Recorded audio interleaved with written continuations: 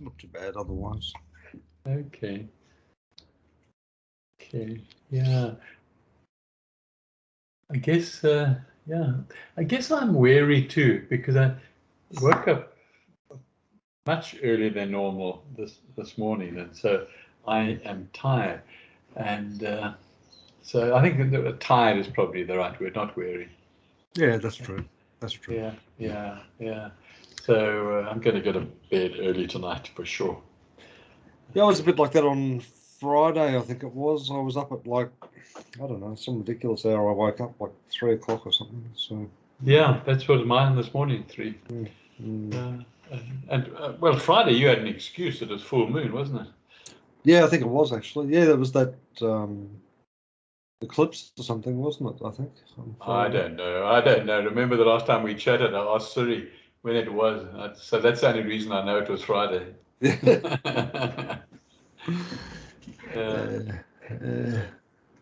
So yeah, it's just we've just finished having a hailstorm.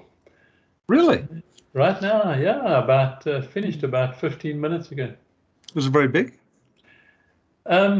No, there were some hailstones about the size of marbles. Okay, but the rest were smaller, and it lasted about 20 minutes or so.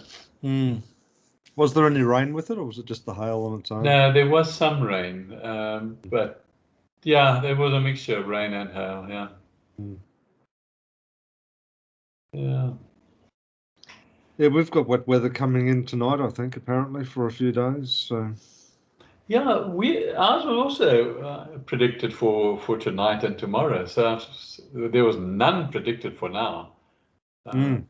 So I think it's just come a bit early, maybe about 12 hours early. Yeah, okay. Yeah. Because the weather over there would just come straight in off over the ocean, wouldn't it? Yeah, it does. Exactly what it does, yeah. It's the land and down it comes. Yep. Yeah. Whereas the opposite over here. Where does it come from? Mostly comes from the west. Yeah. So it goes right across the continent? Yeah, basically. Yeah. Yep, comes right across and then heads out to sea. Okay. Oh, I suppose it doesn't necessarily come to look at those. It travels in circles, so it could be coming in on the east coast higher up, and then heading west, and then turns, and then comes back to the coast. Yeah. So what's been occupying your mind over the last few days? Anything exciting? No. Nothing at all. Empty head. Yeah, absolutely nothing. Sold that double bunk that was. Oh, you did? Oh, good. On Facebook, as you suggested, and had to reduce the price. We were just trying to get we were originally selling it for about half the price of what it was new. Okay, and we couldn't get a sale because there were so many double bunks that were not. They weren't the same double bunks, but they were half our price. Yeah. So I thought, no, okay, we really. So we just halved it again, and then somebody just picked it up about 2 hours ago. Oh, nice. Oh, well, you got all that room back again now. We've got the room back. You can't believe what it feels like. Yeah. So what are you going to do? Turn it into a guest room, yeah. A guest room, okay. Oh, nice. Yeah, so you've got a place to stay when you come. Oh, okay. Yeah. Very good. Yeah. So you'll have your own bedroom, and we've got 2 bathrooms, but we tend to, use them both, but that's only because we feel indulgent. Yeah. That's right. Yeah. Anyway. Yeah, and so is everything getting back to normal over there? I thought I saw somewhere on the news that they were saying that vaccination rates are still quite low or something in different parts of the West. And they are. you know, there'd been, as I think you guys have had demonstrations too on the East Coast, but you know, against the vaccinations and so on. And now there was a court case in America, and Biden can't mandate it anymore. Oh, really? Okay. Yeah. So that was a watershed decision. But you know, the Black Hats probably got ways around that. They're probably challenging it, and it'll, you know, set a date for 5 years' time or something. Yeah. So the West. I don't know. It just doesn't seem to be any issues really. The vaccinations, people seem to be streaming in. You know, that we see on the TV, but I know that's propaganda. Yeah. You know, people streaming in for their vaccinations, and but we've still got a low percentage. So I don't know. Yeah. But I mean, where is it? Is it Victoria or somewhere where? Approaching 90% or something, I reckon. Yeah, but but now there's, you know, you can't go shopping, you can't go to a restaurant. Where's it, Sue? Melbourne. Melbourne. In Melbourne, yeah. Yeah. No, well, they've pretty much blackmailed everyone into it, isn't it? It's Yeah, like, you know, if you don't get it, then you won't be allowed to do anything. It is absolutely horrific and disgusting that humanity at that sort of government level can steep to that sort of blackmail.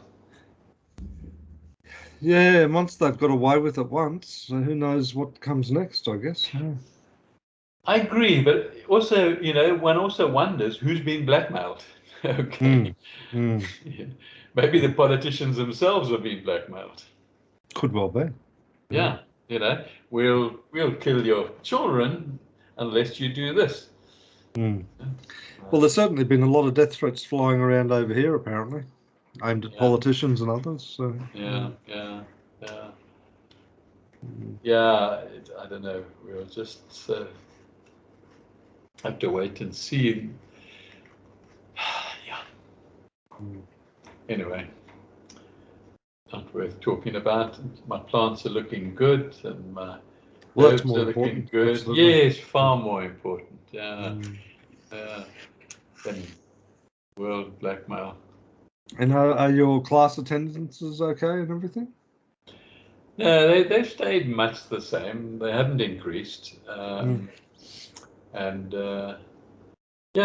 but I just enjoy it, you know.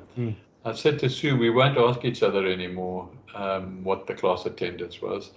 We'll just ignore it, and we'll just give our classes, and it makes a big difference.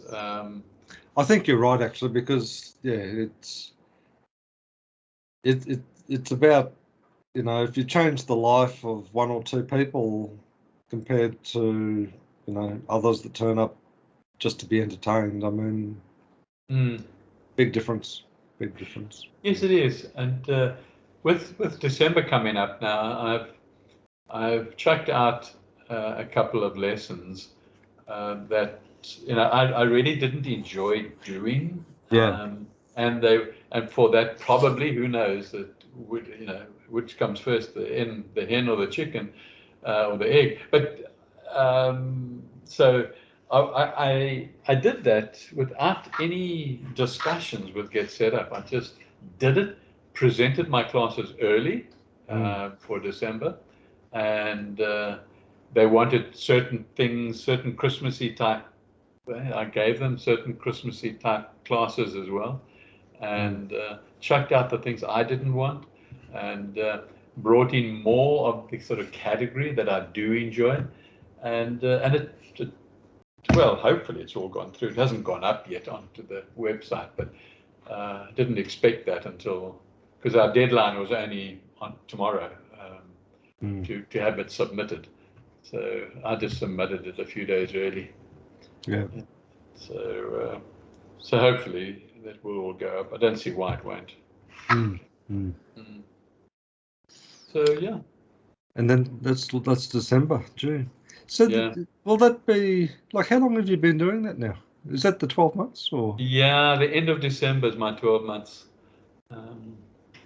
I joined let's have a look at the contract. But as far as I can remember, it was about the 20th of December, somewhere around there. Didn't have my first class then, but that's when I was interviewed and agreed to join and so on. I'm not sure if I have a way of checking when my first class. It was before the end of December, but I can't recall. Yeah. So that's my 12 months coming up. 12 months. Gee whiz, that's gone fast, hasn't it? Hasn't it just, eh? Don, hasn't it just? Absolutely amazing. That's it. And while I'm in this sort of really good frame of mind, and it's just, life is glorious. I mean, really, it's great. No aches and pains. I was genuine, with the exception of last night, sleep well, and and that's how it should be, I guess, shouldn't it? It's how it should be, and it needs to be. Needs to be until the day we kick the bucket. Yeah. Transition day. Yeah. And you and your work? Been fairly busy, actually. It's been pretty constant. They were holding, I would say holding off, not so much. It was just a bit disorganised, actually. But I haven't had a chance to do any more training myself. But it looks like they might do some through the month of December. Okay. And they want to ramp it up for next year, apparently. So. Oh, that's good. So yeah, so I did a little session there it was Friday afternoon, actually. Yeah. And that was quite enjoyable. It was only just like a sort of a 2-on-1 type session, so it was quite good just to do some more hands-on stuff a bit again. So yeah. Okay. There's been a few changes going on there at work as well. Like apparently they were the subject of a fraud there, I think last month, to the tune of around about, I don't know, $15,000 or $20,000 or something. Yeah. So they've been introducing a whole range of changes, mainly sort of surprised me a little bit, mainly around, when people put an order in online and say that they want to come and pick it up in the store. Yeah. Well, apparently what happened on a couple of occasions is they'd placed orders online and some unknown third party turned up and picked up the orders and took off, claiming. Yeah, so I'm not sure how that would work. How that. Well, somebody had access to their orders, no? Sounds like it, or unless they was just scamming and just saying, they didn't know anything about it when in fact they did. But who knows? Anyway. Yeah. Some people put a lot of time and energy into defrauding people. So. Yeah, that's their business. Well, it is, isn't it, for some people? Yeah. They're very sophisticated these days. Well, they certainly are, aren't they? Yeah. I mean, just look at how crypto operates sometimes. You can't help but think there's a lot of manipulation and stuff going on there sometimes. But yeah, it's difficult to get one's head around crypto because they say it is foolproof, but nothing can be foolproof that's written. Okay. No, I think, I've been trying to do a bit of research on different parts of it to try and get a better understanding of how it operates, and it has its own language, as you know. So I've just been trying to educate myself a little bit on the language they use and the technology they use and the processes they use and so on. And I think with the advances in technology, well, a bit like the quantum finance sort of principles that, briefly alluded to, I think some of that stuff seems to be coming into the crypto world so that they can be much more sophisticated around the trading processes around it. So, but I think, it's in the broader picture, I think crypto is just another one of those changes that's unfolding, within our community. I guess, again, if you sort of step back a bit, you look at, say, Europe, when each country had their own individual currencies, you know, the lira and the francs and the Deutschmarks and all that sort of stuff. Well, they all sort of merged into the euro, and maybe crypto is the next version of, you know, like a global currency or something. I don't know. Yeah, it's heading in that direction. Sue tells me that the Australian Tennis Open, they're going to be paid in crypto. Oh, really? Oh, Yeah. okay. Yeah. Okay. Didn't ask her whether it's actually an option to be paid in it or whether they Yeah. will be paid in it. But Yeah. Sorry, Sue, what did you say? Oh, I can't hear you. Sorry. It's just she's going to the bathroom so I could hear you. Yeah. It's the badminton team that are being paid. The badminton team. I thought you said tennis. Okay. No.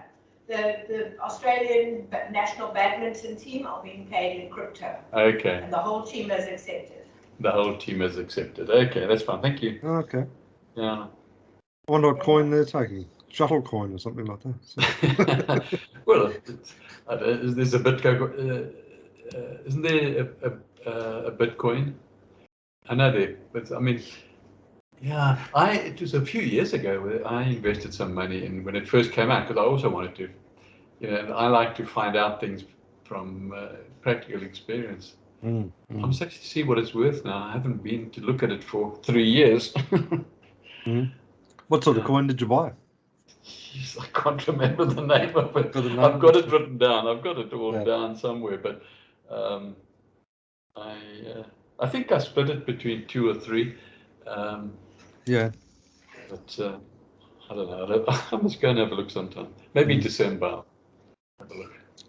Yeah, that's my attitude towards it at the moment. I mean, it's probably more experimental than anything at this stage. But I look at, you know, like if you have cash in the bank, it does nothing. You know, like there's no interest growth. There's nothing. You know, so. And as one of my sons reminds me, he says, you know, really, you know, the push is to, if you want to invest, you've got to make your cash do something else. So whether it's crypto or whether it's, you know, through asset growth or something like that, but just having cash in the bank is a waste of time. Yeah, it is. I agree. There is a German company, also some years ago, it's still going. They based their crypto on gold holdings. Okay. And Carrot Gold, that's what it was, Carrot Gold. And I also put a tiny little bit there just to see what it is, but also about 3 or 4 years ago, I thought, now that makes more sense than crypto does, because at least it's got some sort of foundation. The value is based on the value of gold. Yeah. And, so if you research it, you must research that one, Carrot Gold. Yeah, no, I'll do that. Yeah. Yeah. But I've just been trying to get my head around, you know, all of this, you know, like the blockchains and the staking and mining coins and all of these things. Just trying to get my head around, you know, what does it actually mean? And as soon as you delve into the, you know, the virtual assets, what do they call them? Non-fungible tokens, the NFTs. It's a weird space. You know, it's really weird. And have you come up with any knowledge based on your research about it? Well, it just seems to be that the main players anyway seem to be like there's 2 directions, I guess. There, like you've got Bitcoin, which is, you know, there's a finite number of coins and that can never change. Yeah. And then you've got Ethereum, which is, trying to build its own financial network. So it sort of differs in the sense that it is trying to become more of a currency than like just an investment platform. But there's but there's so many sort of variants that sort of branch off it. You've got different types of crypto. I think they call them some which are like interest-bearing coins. So I think they call them steady coins or similar terminology to that. And basically what you do is you invest in them, but it's a bit like a term deposit that you can't touch the investment until it matures at whatever term you've put it in there for. So there seems to be options in there, to get passive incomes from it, in terms of interest bearing. And then you've got other sort of dimensions to it where technology comes into play. So you can, buy a bot and set the parameters around buying and selling in the market. So it sort of almost automates it for you. So, the presumption being that when it dips, you buy, and when it reaches certain heights, it sells, sort of thing. So you can reinvest in other areas and that. So which I guess is probably not dissimilar from the share market in one sense, except you're talking about virtual assets instead of corporations and that sort of thing. So with not all the coins have, we talk about the one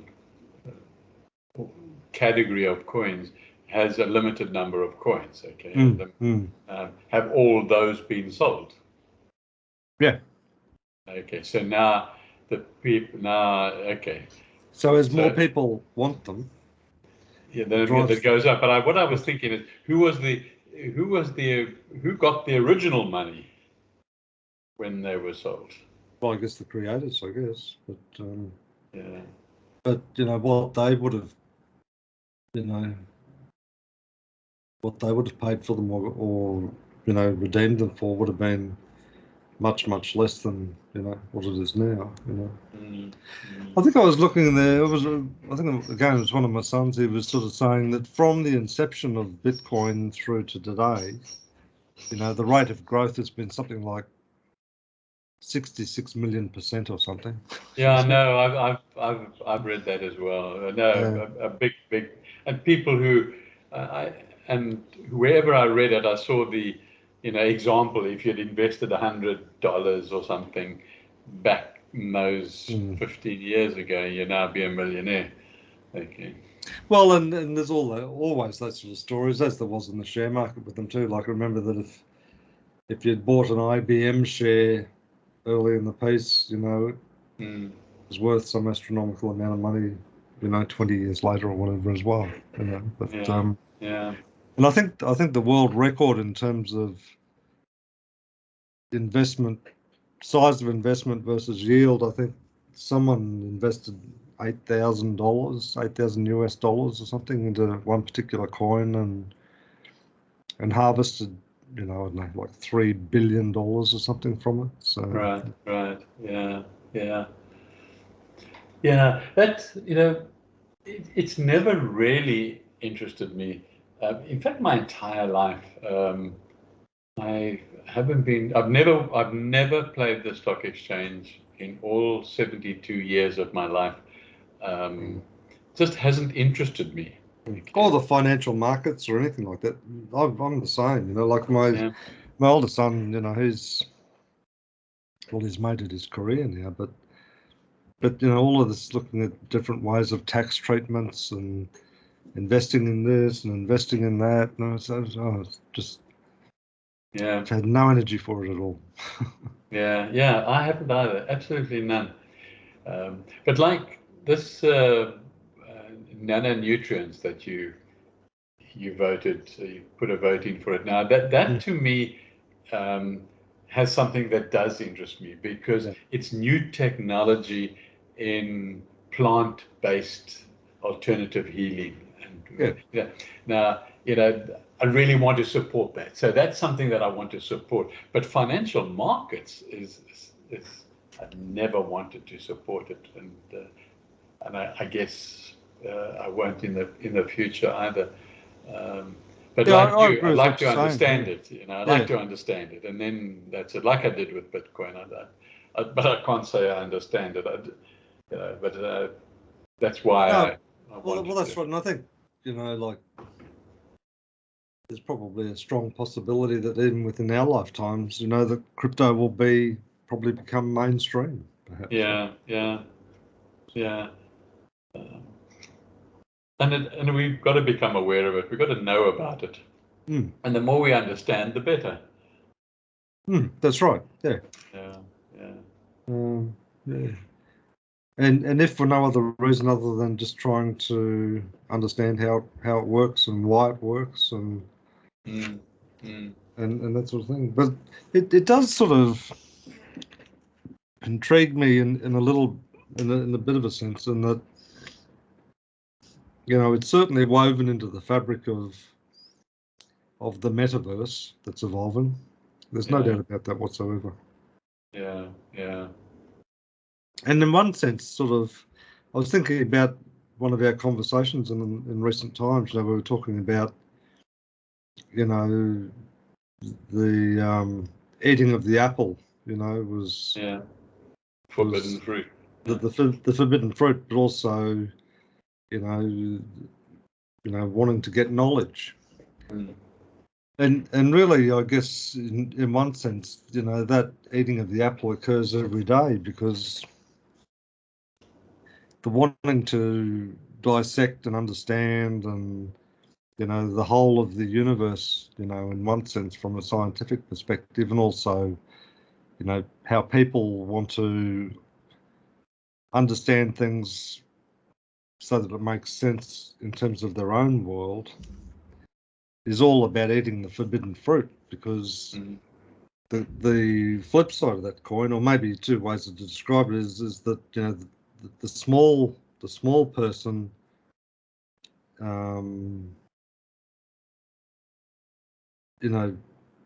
is happy to buy knowledge, whereas the big person is happy to buy mystery. Yeah. Because if you follow it to the nth degree, those who pursue the pathway of knowledge, ultimately are going to get a splitting headache. Whereas those that pursue the path of mystery can only find God. Yeah. Okay, I see how you're heading. Yeah.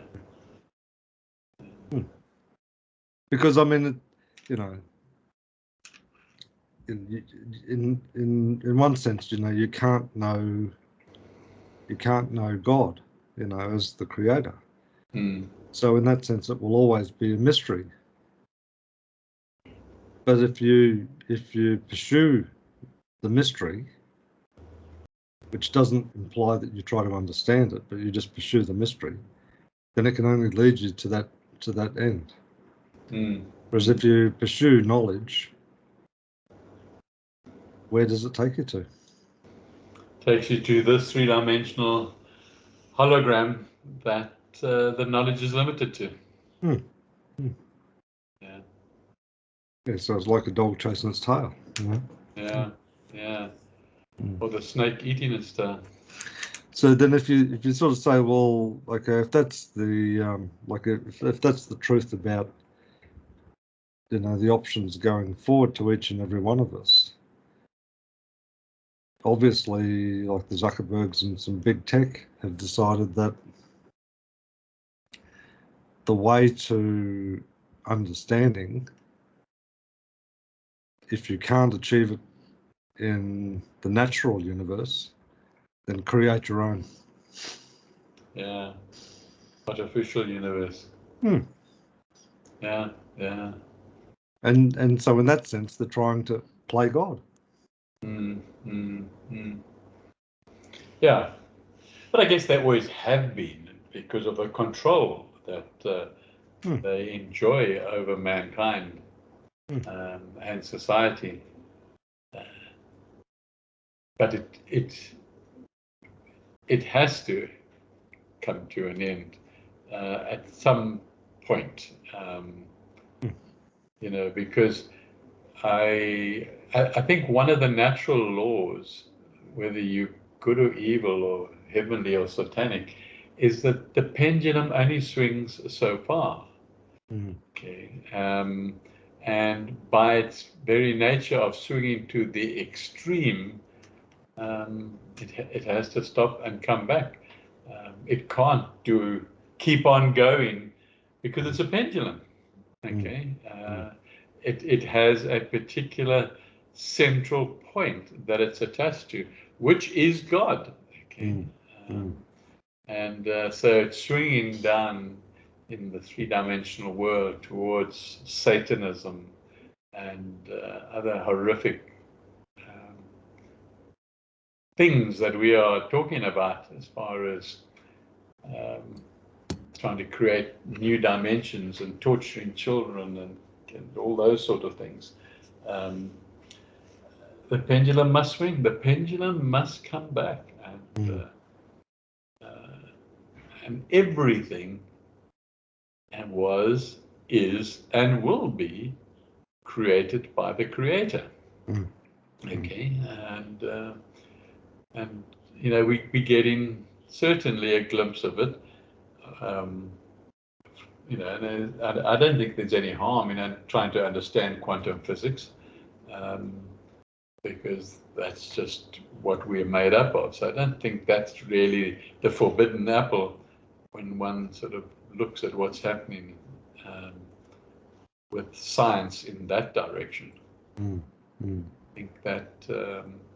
I think it helped. You know, Moya talks about science and religion eventually becoming one. Okay. It's hard to imagine that they can't. Yeah. Well, it can. I mean, I think they've started off in two diametrically opposite, you know, starting points. So I think as people evolve and become enlightened, become aware, and as scientists start also querying this mystery, to use the word you used, of, you know, there's so much mystery around quantum physics. Okay. And so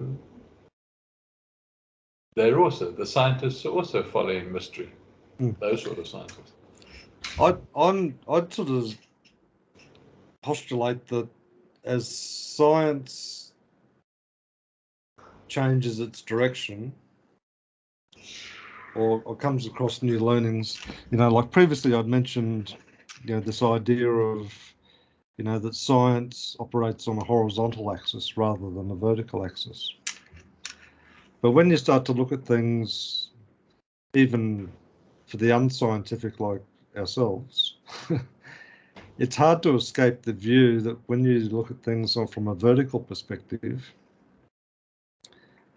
how your view of our very being has to be fundamentally changed, you know, and perhaps awakened.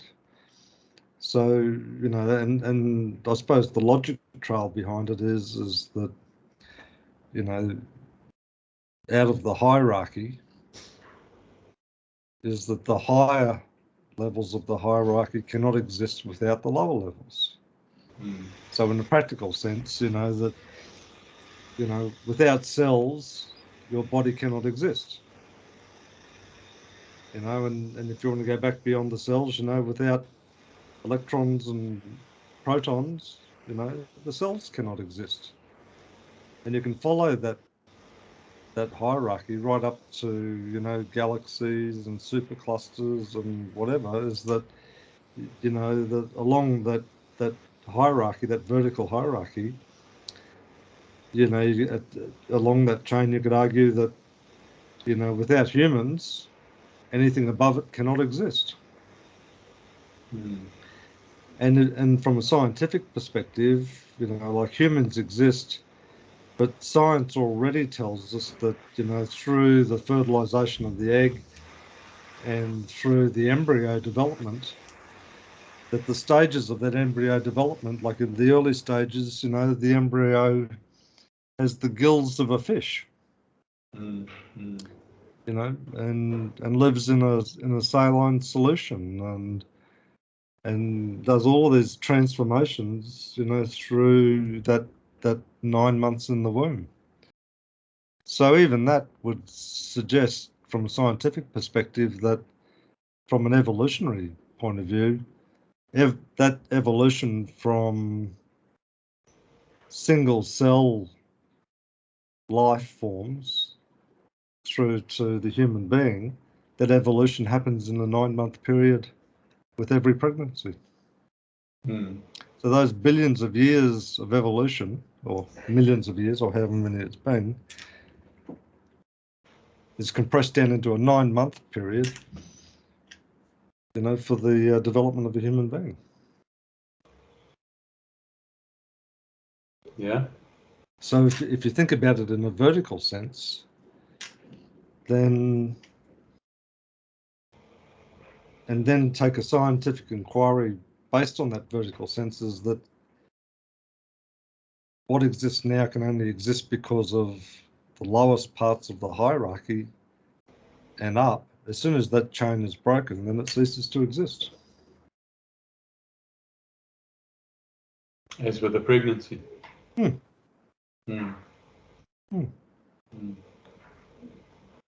So if you start to look at things from a vertical, on the vertical axis, from a scientific inquiry perspective, I strongly suspect that it will lead us to all sorts of discoveries that are probably beyond our imagination at the moment. Yeah. So the difference being is a lot of scientific inquiry has always been about dissection. You know, what does the inside of a frog look like? You know? Yeah. Cut it open, you know? You know, how does the mind of my wife work? What do you do? Reach for the scalpel? You know? Yeah. But if you take a vertical axis approach to it, then it's about understanding, trying to have a different perspective, not one of dissection, but one of inclusiveness, which is a different way than science has traditionally been conducted. Yeah. I follow your thinking. I agree with you. So, and perhaps, I mean, I don't have a level of understanding of quantum physics that would enable me to make any sort of commentary about it, but I suspect that some of that quantum science would point to a vertical based approach. Yeah, I agree, it would. Yeah.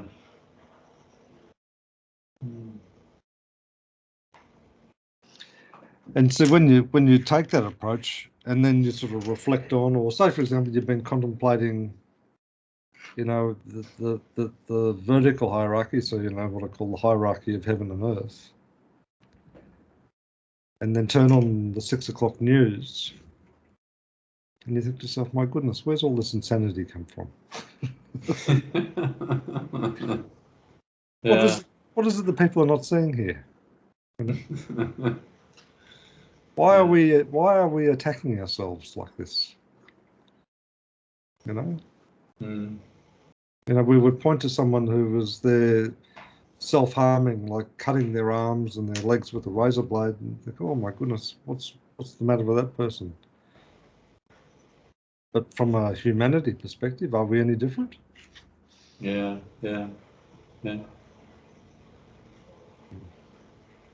So I think that's probably a big part of what waking up means,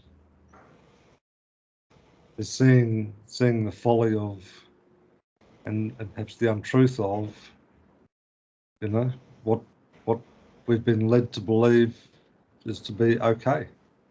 Mm. Mm. You know, this afternoon I just sat down in front of the TV because I was just a bit tired, which is always a dangerous thing to do, and there was just like a war movie on TV, and it was that classic case in those scenes where they're all down on their knees with their Bibles praying before they go into battle. Yeah. You know, and you know, the first thought to come to my mind is, well, who do you think you're fighting? You know? Yeah. Mm. Yeah. And on the other side of the battle line, they're doing exactly the same thing. Yeah. Mm.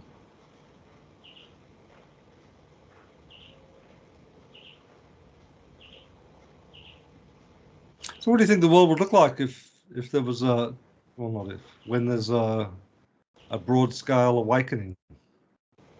Moya must have talked about that, did he? Who must have talked about it? Moya. Moya. No. No. Not in those terms. Okay. He says the only sort of what comes to mind now is, you know, after the turmoil that we're going to confront in the near future, then there'll be 100 years of peace and tranquility, and we'll see a world that we haven't seen before. Okay, Not seen before. Yeah, Okay. but only after the various disasters, and after a certain amount of time where humanity is further enslaved in different than it is now, okay, in a different way, more conventional way, okay, and then yeah, and then after that, then there'll be, but only 100 years, okay, so that's just a person's lifetime, and we're still quite a long way from, although it's been cut a lot shorter, still quite a long way from Armageddon. Okay.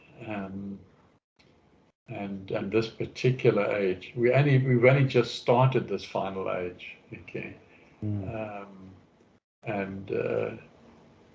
So there's still going to be a lot of because of the fact that it's an iron age, because it's the last age, because it's the last chance for individual souls to wake up, and you know, it's that 100 years. It's just like a breather, okay, and then, you know, pain is the only way that the physical body can make choices about becoming aware of how to free themselves of physical pain through that connection, and to what you are talking about now, or have been talking about. So it's not going to, if you're looking at the long term, if you're watching from out of dimensions, or watching from the creator's perspective, you know, until Armageddon, it will, if you look at a bigger picture, just get worse and worse. And so, you know, Logos is going to be here in order to try and get people the teachings that the individual needs, you know, not collectively. It's and that's so powerfully true, isn't it? Is the way out and the way forward is through the individual turning inward, you know. So yeah, absolutely, turning inward. And then it's up to that individual. It's up to you. It's up to me. Okay. And yeah, we'll see whether the wheel of 84, what Moya calls the wheel of 84, that is the number of thousands of lifetimes of reincarnation. One's got to get off that wheel of reincarnation. And it's not difficult, okay? Yeah, you've got to go through still your karma that you've brought onto yourself. But the closer you associate yourself with the link of the soul to God, and the more you have been sort of I don't know if you call it desire or intent, or to, get back to the Creator, the more the karma will be dissolved.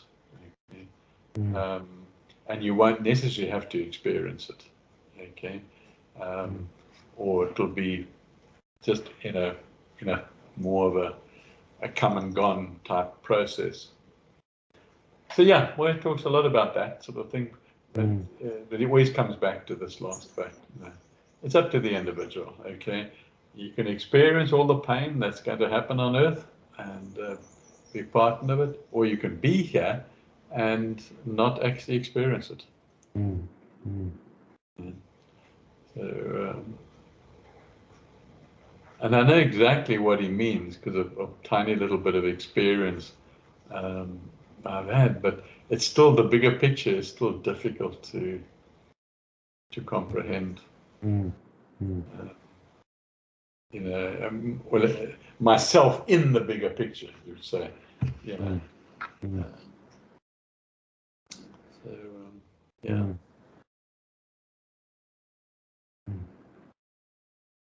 It's quite exciting to look forward to, though, isn't it?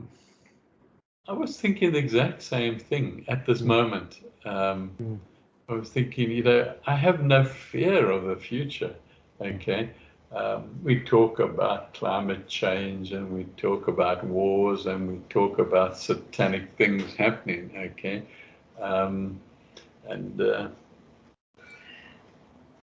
but the bottom line is, how much have you suffered because of all the things that we talk about? Okay? And probably very little, because of your consciousness. Okay. And one of the satanic works of art would be just around the whole topic of death and dying too. Yeah. Introducing fear and horror and all of those things around the idea of even just dying. So. Yeah, and dying painfully. Okay, the more pain, the better for the satanic people, because they need pain. It's energy for them. Okay, they need people suffering. So again, if one can avoid through one's own awareness, or making self-aware, how to avoid pain by connecting with God, and doing the things that we are. It's an interesting way. We've looked at it often over the years, you and I.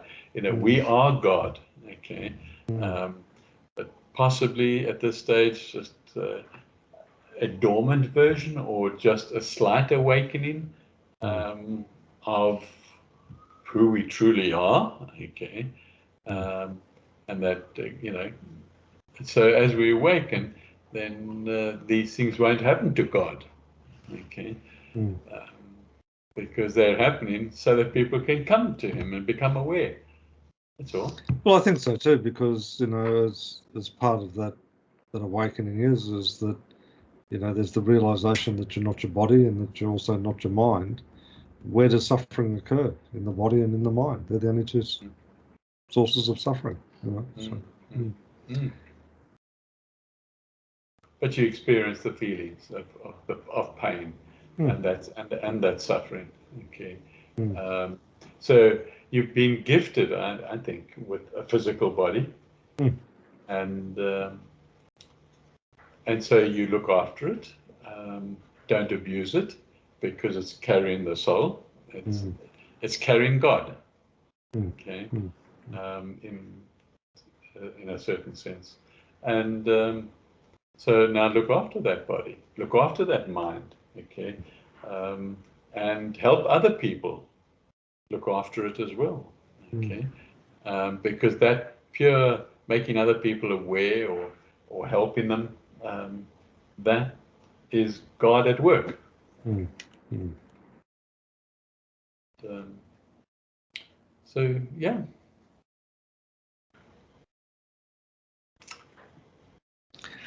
Very good. Well, I should let you go to bed. Yeah, I am. I'm tired. I must. And